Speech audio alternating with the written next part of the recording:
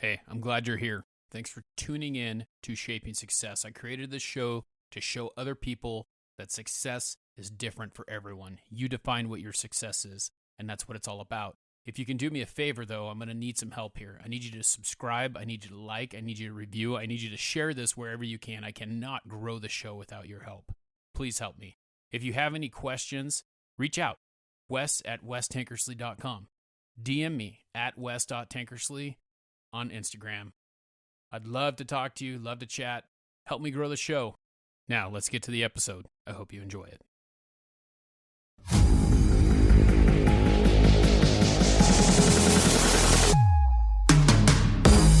And now, here's your host of Shaping Success, Wes Tankersley. Hey, thanks for tuning in to Shaping Success. I'm your host, Wes Tankersley. Today, our guest is Fabian Ojeda. He has a podcast called The Ignorance is Strength. It's a really awesome podcast I got a chance to be a guest on. Fabian, welcome to the show. Definitely glad to be here. Yeah, hey man, it's exciting to have you on. I had a chance to be on your show, and we talked a little bit about success and things like that. But I wanted to give my audience a chance to hear from you and kind of figure out, why you do what you do. You started this about the same time I did due to COVID and kind of just needing something to do. Can you talk a little bit about why you started podcasting? Yeah, same reason you mentioned is that, COVID is kind of like, I think a lot of people discover a lot of new skills and talents and everything during that, those especially those early months, right? And so I was just trying to find a passion project to keep me sane. It's tough just kind of sitting there doing nothing for days at a time, weeks at a time and whatnot. And I listened to, quite a few podcasts, and I'm like, I think I can do that. It's like, I've always been one to hold court. Like if you got like a whole bunch of people at a bar or whatnot, I could be the life of the party, I could be the storyteller. And so I thought, a podcast would be easy enough, and I didn't think too much about it. I knew a little bit about music already and recording and whatnot. So I just kind of jumped in and did it, If I thought about it too much, then I was just going to probably overthink it and, maybe not do it. But I remember it was like from one week to another, it was like, I'm going to do it. And then, I created the social media pages, started booking guests, which the first ones were just like, hey, let's interview my cousin, my friend, my brother, just people that are easy, safe interviews is what I called them. And, from there, it got a decent amount of people to listen. And I thought, man, maybe just keep doing this and see, how many people I can get on, how many different stories I can start telling. And it's just fun, to me, that's the biggest thing is that if it's not fun, I'm not going to do it, If it ever stops being fun, I'm just going to, I'm going to throw in the towel and be like, I've had enough. But it's been fun ever since. Yeah. So your show is called Ignorance is Strength. Can you kind of tell us a little bit about that, why you named it that, and kind of a little bit of your background in that? Okay. So it's kind of, it's a weird tie into a couple things, right? The song the intro song and the outro song, it's a song I wrote in 2004 when I was just like in high school, right out of high school. That's the year I graduated. I was a senior. And I had just read, 1984, the book, and that's one of the lines in there is ignorance is strength. It always kind of stuck with me, right?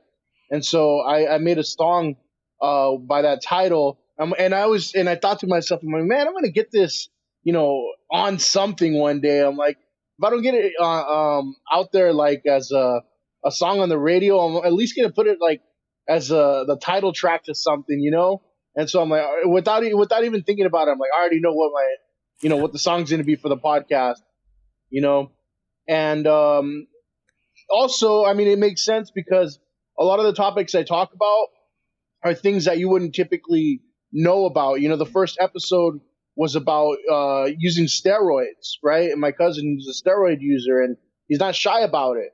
Right. And a lot of people want to know about that. I've interviewed pro wrestlers, actors, musicians, stuff like that. I really wanted to interview, someone who did OnlyFans, because you got to think like what's going on in their head, like, Right. and so, yeah, I mean, the less I know about a subject, the less the audience knows, in my opinion, the better, because they get to learn a little something. So that's where it all comes from. And what made you interested in wanting to interview people? I know that is it something that you gained something from as well? I mean, I believe you were in kind of like an educational background, right? You worked in a school, or?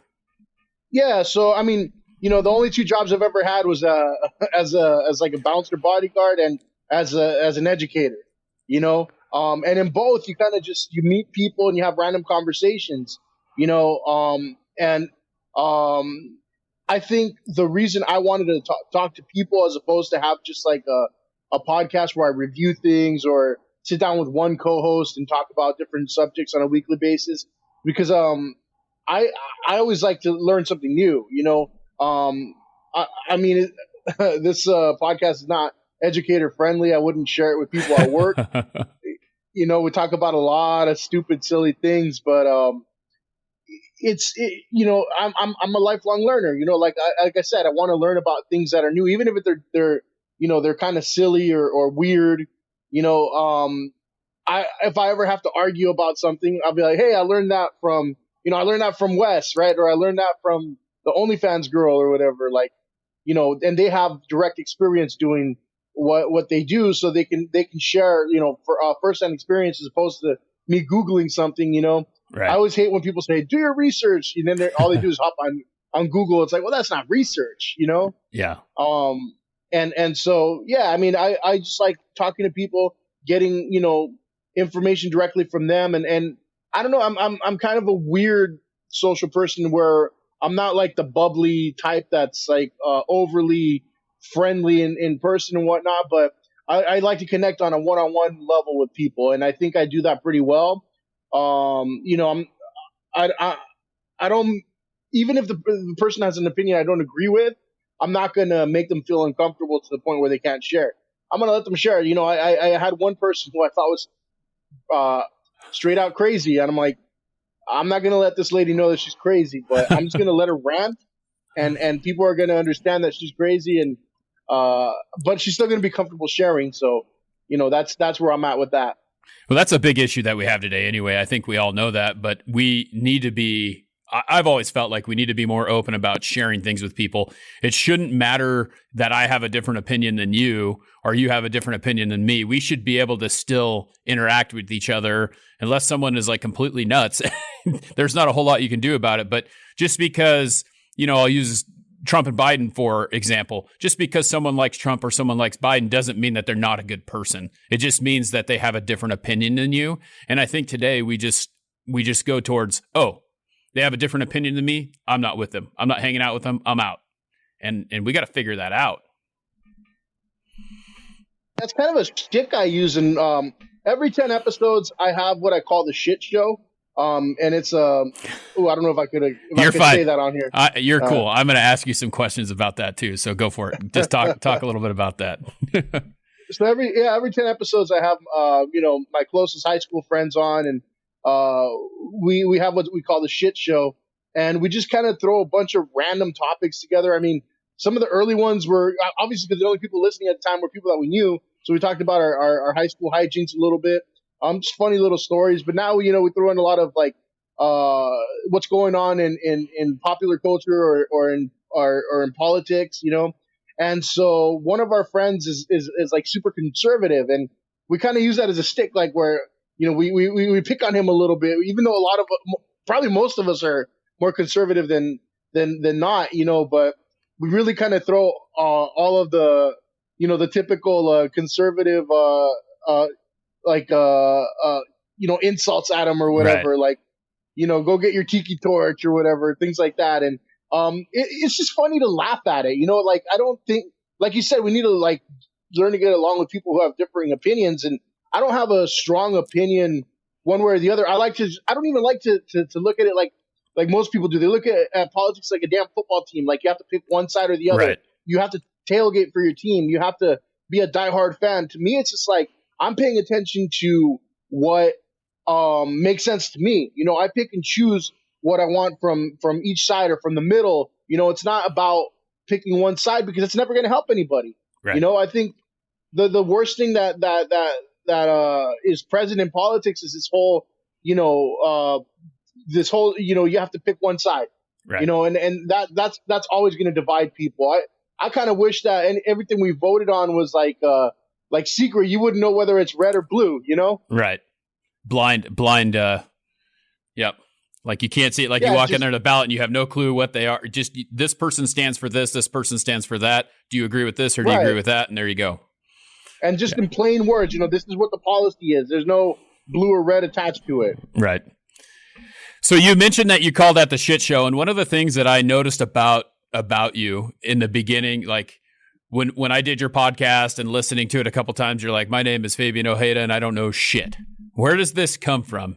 I mean, you also have an in tagline, which, I mean, I'll let you say that if you want, but it's one of those things. It's like, where did that come from? Because you said, this is my thing. This is what you told me when you interviewed me. Is like, just, I'm going to say my thing, and why do you do that? What's up with that? First of all, I think it's funny. Most of the things I do is just because I think it's funny, but I don't know shit is true. Like I'm not coming into anything with an ego about it. If I'm talking to somebody and I'm kind of making them the expert of the subject, it's because I give them that respect. It's like, you know what you're talking about? I don't. I'm going to take a back seat. I'm going to ask the questions. I'm going to try to gain knowledge from what you're talking about. Right. So when I say every episode starts that way, I'm Fabian Ojeda and I don't know shit. Right. That's the truth. I mean, I think it's it's me being humble but funny at the same time. But I mean, it's the truth. And at the end, you mentioned I have a little tagline at the end. I end up every episode with, for those of you listening at home, I appreciate it. Thank you. Fuck you and good night. Again, that gets a chuckle out of people. There was only one person who kind of took offense to it once, and you could hear it at the end of the episode. And I kept it in, and she goes, "Wait, what?" She goes like, "Wait, what?" And I'm like, "Oh, that's gold," So Yeah. I kept it, and I explained afterwards, like, "Hey, it's just a tagline. I didn't mean it towards you," and she understood.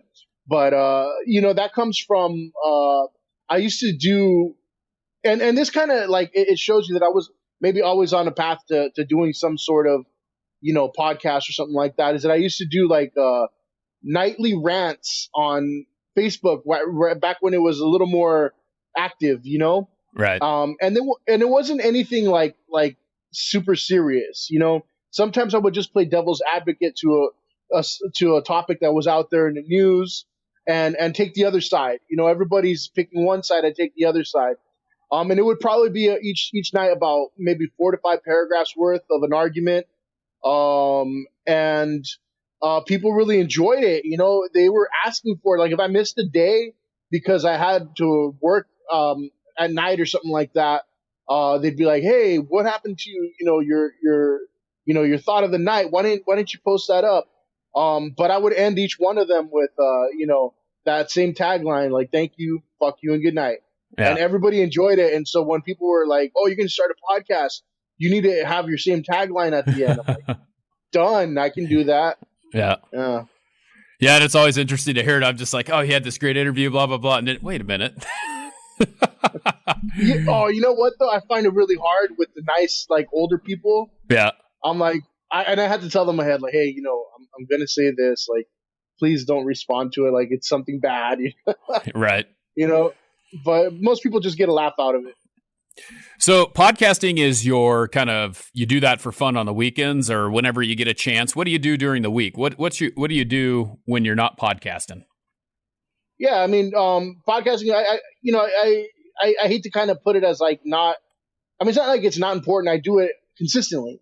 Right. I do record a new episode every week, and again, it's a lot of fun. It's a hobby, but during the week, yeah, I do work with a nonprofit. I just actually changed positions. I used to work directly with students, and after school programming and everything like that.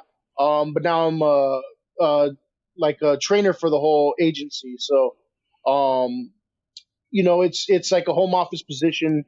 And it's something that's important to me because I've always been that again. That's always been, the line of work that I've been in, either some sort of security, just because I'm a big, I'm a big dude who, knows how to wrestle and everything. And, but that's never been a career, it's just kind of like, hey, make some extra side money kind of thing. But I do believe in education and I think I like to have my hand in it just because I feel that it's going the wrong way. And I think, we talked about that on my podcast, right? Yeah, we did. And you can either like bitch about things blindly, or you can get in there and really try to, make a difference and do things to help out, And so I've always kind of been the person that's like, if I'm not going to do anything about it, I don't have the right to say anything about it, but if I'm in there in the middle of it all, I kind of have a little bit of a say. Yeah. And I know that I think we talked about this, but I was a teacher. I taught for 4 years. I have 2 degrees, and I just wasn't for me. I couldn't get through that change in what's going on in the education system, and how there was, and especially in the school district I was in, there was no one backing you in whatever you did. But the reason why I wanted to get into teaching was primarily because I had coaches and teachers that made a big difference in my life. Did you have someone like that? Because I know you mentioned before that you wrestled. Did you have someone in wrestling, your wrestling coach, or a teacher that made a difference that made you want to get into that? Yeah, I mean, I had two wrestling coaches in high school, and then I had a wrestling coach in college. All of them made me want to get into some sort of, giving back, because, especially my high school coaches, they would always, bring former athletes on to help the program, help it grow. And that, was something important to me, is like, if people are giving back so that I can, enjoy this program, and so that I can, have the ability to do something that I want to do, like I can do the same thing. I can give back. While I was going to college and working and all that stuff, I was an assistant coach for the wrestling program that I came from in high school, and at the same time I was competitive as a college wrestler, so I've always kind of, had that ingrained in me. Like you got to give back to, who built you. Right. And, I actually didn't even ever think that I would work in, a school or with students other than wrestling.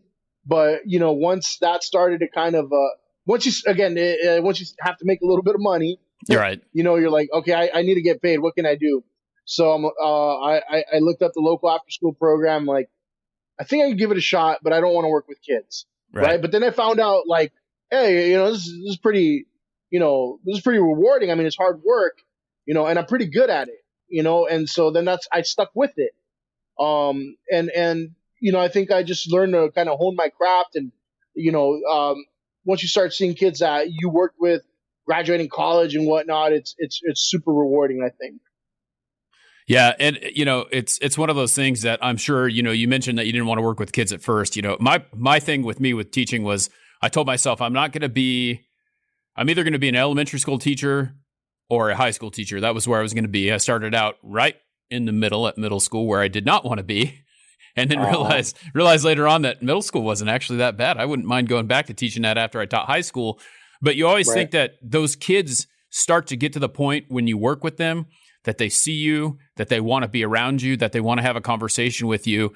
But, the biggest thing for me was there's so many kids that were kind of the other way. You got a lot of those ones that you can make a difference in. And I think maybe that was the same way it was with me in school. I just felt like my coaches were making a difference in more people's lives than just mine. So it's one of those things where you're always happy to do that, though. And you get to, I had a conversation with one of the kids that I went to, or that I coached my first year as a head baseball coach at the school for the high school team. And he's in the Army now. And I got to talk to him the other day, and he told me that I was one of the best coaches he ever had. And I just I almost started crying. I mean, it's so crazy to have that feeling when you make that difference in someone's life. And that's exactly what I was trying to do. So I feel like this gives us an opportunity to be able to do that as well in a different way, though, because now we get to talk to adults, or we get to talk to kids, or we get to just, make a difference in someone's life by sharing a story that, you're happy with what you do, no matter what that is. And I think it's great that, you're willing to work at a nonprofit, you're helping with these after school programs, and then you're sharing your story on your podcast. Do any of the kids that you work with know that you have a podcast and listen to it? They won't be able to find it. I make sure that, I don't share certain things. I share, what I want to share with students. And this is one of the things I train on, is that in order to build a relationship with students, you have to be open and sharing, but to a limit, to a point. You can't you can't give them everything. I think some of the former students that follow me on Instagram and whatnot, they've listened to the podcast, and it's very shocking to them, because they're like, I didn't know you cuss, Mr. O. I'm like, that, and that's the thing I would tell them when they were students in high school. It's like, if I caught them cussing, it's like I corrected them and stuff. Oh, you don't cuss, Mr. O. I'd be like, I guarantee you, I have a worse mouth than all of you. Right. But you'll never hear that here on campus, right? And some of them didn't believe it until they